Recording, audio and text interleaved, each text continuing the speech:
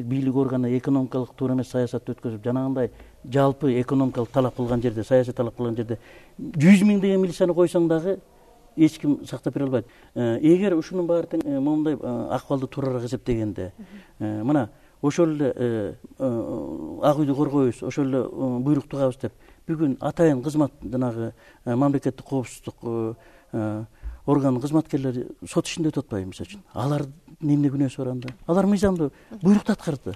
Биякта эмне үчүн элдин кыжырыгы бар экенчи, бир жагынан милициянын да күнөөсү чоң бар. Эмне үчүн? Себеби ППС көчөдө балдар көчөдө жүргөн Кыргызстан ички мигранттарды кыйнашат. 1,5 миң сом алышат. Сенин кыргызстандык бишектик пропискаң жок деп. Жанагы от элдерди жанагы Ыскөлдөгү Амантур Дааталиевди саап өлтүрүп кетишти. Мында дагы көп дагы бар маалыматтар. Кыргызстан боюнча элдин кыжыры көп аябай милицияга түздөн түз. Себеби милицияга айлык аз. Алар анын канча компенсация кылат? Айлык аз болгондон кийин алар элди кыйнашат, акча алышат. ГАИ деле канча кыжырды. Элдин кыжырыны келтирген ГАИ. Элдин ичиндеги милицияга болгон ошо ичкүптүүлүгү болгон үчүн ошол убакта чыгарып жиберди деп атасызбы? Албетте, бул жарылат да.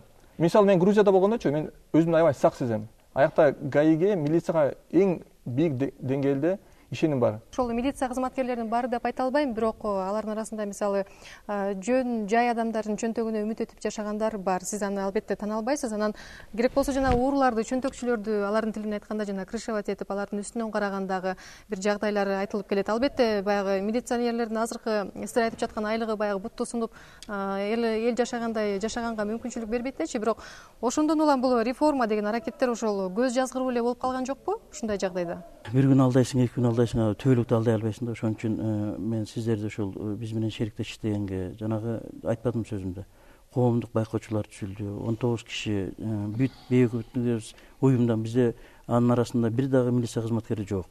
Мына ошолор азыр мына ошол эле жол кызматындагы, ошол эле ППСтин кызматкерлери менен жолугушуп, ошолордун жана иштөөсүн атайын мониторинг кылып, видеокамера, фотоаппарат менен тартып, ошол жараңдык катуулук коом тараптан жардам бергенге аракет кылышат. Сейит мырза, мына жакында сиз Грузияда болуп кайттыңыз, азыр айтып атпайсызбы, мисалдарды келтирип атасыз. Ал жердеги реформаны керек болсо кыргыздар үлгү кылып алыш керек деп айтып келатасыз. Албетте. Азыр угушубузга карата ошол жол полициясын түп орду менен жаңылаптыр. Сиз өткөндө барып келгенде айттыңыз. Анан Кыргызстанда дагы ошондой кадамдарды жасоо керек. Деги эле конкреттүү кандай бул тармакта оңдогонго сунуштарыңыз бар? Саакашвили бийликке келери менен 1 жылдан кийин ГАИни толугу менен айдады. 3 ай Грузияда ГАИ болгон жок. Жаңы адамдарды алышты. Кыргызстанда эле ошондук болсок болот. Азыр ГАИни жумуштан айдаш керек, ГИБДни толугу менен, ППСти жумуштан айдаш керек, приемдик распределителдерди жоготуш керек. Булар неконституционный нерсе. Да, внутренний войсканы жоготуш керек. Ушундай көп нерсени кылса болот МВДде. Бизде так идеялар бар. Жамшек мырза, ушул сунуштар жөнөбү сиздин пикириңизде? Жок, мен айтып атпайм, бул малды казапчы сойсо деген кепти. Ошол Грузия реформасын болуп, ошол кандай илимий багытта өттү, ушул канчалык негизде ошол жана Грузия реформасын Грузияда жеке эле укук коргоо органдарынын мамлекеттик башкаруу системасы реформа болду да. Грузияда ар бир мамлекеттик жаран ошол эле полиция кызматкери катары толук ачыктыкта, толук конкурстук атаныштык негизде. Анан Грузия полициясына $1,5 миллиард берилди. Кээ алардын айлыгын көтөргөн эмес, кээ аларды техникалык жактан каржылоо. Ошол эле жол кызматынын машинесин алып көрсөк, ал машиненин ичинде дагы видеокамера бар. Бул техникалык маселе. Бирок давчылап айтып атпаймынбы? Мындайда биз баягы бир нерсени ладно, мындай кылалы. Бүгүн ушул ГАИ кызматкеринин баарын ордунан алып чыгып, башка алып коелу. Угуп турсаңыз, анан ошону техникалык, ошону толук шартты кылып, мисалы үчүн Грузия полициясында ар бир машина система GPS деп, ошол машиненин баары өзү көзөмөлдө. Реформа кылыш үчүн биринчи кезде эрк керек. Акча эмес, техникалык нерселер эмес. Биринчи кезде эрк керек. Мен эми ошону айтып атпайм, мен эркти керек деп айтып атпаймынбы? Силер элдин башына айлатпайсыңарбы? Бизге GPS керек, бизге жаңы машиналар керек деп. Элдин башына айлантайын деген жок. Мен сизге илимий негизде так, мында да кеп андай эмес. Жөн эле бирдемеге эле ызычуу кылып эле элдин көчү мен кыйынмын деп билермен болуп чыгып кеткен эмес. Кеп ошол ишти аткарганда мен айтып атпаймынбы? Өмүр бою калп айтып жүрө албайсың. Эми эгер дагы жолу айтарым, эгер ушул акыбалыбыз, азыркы өкмөтүбүз, азыркы бийлигибиз, биз жана эл дагы эле калп айта берсек, мына реформа кылып атабыз. Ким калп айтат? Анан тигини кылып атабыз деп биз деп атпайм мен, чын. Силер өзүңөр калп айтып атасыңар. Мен дагы жолу айтам, биз, өкмөт, эл дагы элдин колдоосу болмойча эч качан реформа болбойт. Кантип эл силердин күтүп атат реформа болсун деп. 2005 жылы күтүү, 2010 жылы күтүү. жок, дагы жолу айтам. Эми ошол реформаны эл талап кылып туруш керек туура. Талап кылып атпайбы? Мына мен талап кылып атпаймынбы? Укпайсызбы? Анан эми ошон үчүн талап кылган менен жардам берип атпайбы? Мисалы үчүн сиз Грузияда болдум десе, сиз баягы үстүртөн эле карап келсеңиз керек. А Грузияда биз аны изилдеп чыктык да, илимий негизде. Жок. Сейит мырза, мына Грузия демекчи, сиз ал жакта болуп келдиңиз, ошол Катардагы полиция кызматынын айлык акысы канча? Алар биринчи кезде реформа аткарышты, анан кийин алар жардам алышты. Биз болсо реформа кылбай эле акча күтүп атабыз. Бизге деле мына мен биздин МВДге канча акча түшөт экен да таптым, МВДден ичинен чыгардым. Мына айлыкка 2,2 миллиард сом келет экен, Бул 50 миллион доллардай. МВДде канча кызматкери бар? 11 миң кызматкери бар. Эгер 50 миллионду 11ге бөлсө, 4,5 миң доллар айына айлык түшүш керек.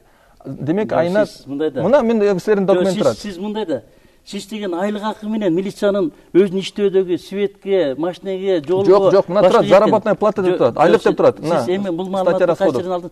Мына силердики турат. Сиз мындай. Мына МВД документи турат. Мына караңыздар. Мындай да, бул маалыматтын ичин расшифровка кылып бериш керек да. Жок, мына турат. Жок, сиз итога МВД заработная плата. Мына 50 миллион доллар айлыкка кетет силерге. 4,5 миң доллар деп. Ол туранда айтсаңыз азыр сержант милиционердин айлыгы канча? Азыркы күндө бизде кызматкерлердин айлыгы ошол Катарда кызматкерлер 6,5 миң 7 миң сом акча алышат да, Катарда кызматкер. Ал эми Грузия полициясында эң кызматкер 1,200 доллар алат. Дүйнө жүзүндө эң чоң айлык алган бул Турция полициясы. Катарда кызматкер 2 миң доллар алат. Турция полициясы. Мына 75 миллион калкы бар, техникалык каржылоо. Сиз Грузия реформасын, сиз Грузияга барып келдиңиз, сиз Грузиянын реформасын эчтекесин билбейт экенсиз. Грузия деген мына мен билем. Министр өзү реформа кызгабы? Албетте. Эмнеге өзү келген жок азыр? Мен сизге дагы эмне үчүн келген жок азыр? Сиз мындайда аны министрден сураңыз. Министр мен атайын. Жок, сиз зам министрде жок. Министр келген жок, зам министр келген жок. 4 зам министр бар. Алар да келген жок. Сиз даже начальник глава управления эмессиз. Ушундай деңгээлде бизде Кыргызстанда реформа болуп жүрөт. Сизди билесизби? Дежурный реформатор деп коет. Жок, эми ал сиздин оюңуз. Сиз утурчу мен түшүндүрбөйм. Сиз сурап атпайсыз менен. Жок, мен эмне үчүн келген жокту сурап атпайсызбы? Келген жок. Бүгүн деген пландуу селектор кеңеш бар болчу. Саат 11-де башталды. Кайра эле ошол мамилеге кайтып келели да. Баягы жөнөкөй адам милициядан эси чыгат, коркот, мындай чыгып алып сөгөт. Анан ушуну талдап көрсөк да канчага чейин эми ушинтип жашоого болот? Эми мындай жашоого мүмкүн болбош керек да. Эмнеге сиз 6 жылдан бери реформа кылып жүрөсүз анда? Мен дагы жолу айтып атпаймынбы, урматтуум. Мен ички иштер министрлигинде илимий багытында толук кандуу өзүмдүн функционал деңгээлинде кызматымды кылып келатам да. Эмне үчүн реформа болгон жок деп Бакиев президенттен сураңыз.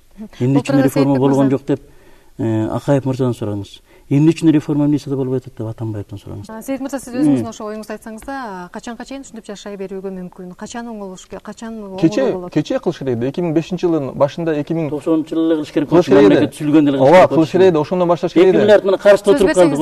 Ошондо жасап кетиш керек болчу да. Бизде Грузияда милиция эмес, полиция атайын мигалкасын күйүзүп коюп, үн чыгарбай, шаарда айланып жүрүшөт. Эл көрсүн депчи, өзүн саксеsin деп, бандиттер качсын деп.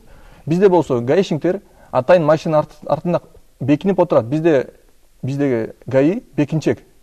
Элден бекинип отурат, атайын мени көрөсүн деп. Анан машина бузса эле Аладдин сыяктуу учуп чыгат. Бизде ошол акыбал, элди саксеsin дегенден көрө күтүшөт. Мыйзам бузсун деп, андан кийин аны тутушат. Сиз кантип ошо көрсөтөсүздөр эми, ошол жолду кантип көрсөткөн жатасыздар? Реформага? Реформа үчүн биринчи тиз туура айтасыз, акча керек. Бирок акчаны МВДнин ичинен эле чыгарса болот. Бул маселе акчада эмес. Эгер кааласаңар, дайыма акча табасыңар. Эмнеге айтам? Мисалы, муну карайлы, МВДде эмнелер бар? МВДде өзүнүн садиктери бар экен. Канча? Бишкекте 2 садиги бар экен. Ошто бирөө, Караколдо бирөө, өзүңөрдүн детский лагериңер бар экен. Өзүңөрдүн пансионат алам бар. Ошолорду сатыш керек. Өзүм. Жок, койдула. Ошолорду сатсаңар, ошону сатабыз. А биздин балдарыбызды каяка тарбиялайбыз? Балдардын эл менен. Эмнеге силер эл менен бөлүшөсүңөр? Кеп андай эмес. Америка полициясында деле пансионаттар бар. Жок, эмнеге? Эл менен балдарыңар эл менен садикке барсаң. Мамлекеттин өнүгүшүн көрүңүзчү. Жок, карасаңар өзүңөр эле бөлгөнгө керек. Өзүңөрчө пансионатка, өзүңөрчө садикке пансионатты саттык. Мейли бир 100 миллион доллар алып келдик. Ошол эмнеге жетет? ошондо реформага жетет. Реформага баштаганы жетет. Эгер каалаганыңарды ушуну ойлоп тапмаксыңар, мен силерге айтып атам. Болуп турганда. Рахмат, аябай жакшы оюң бар экен.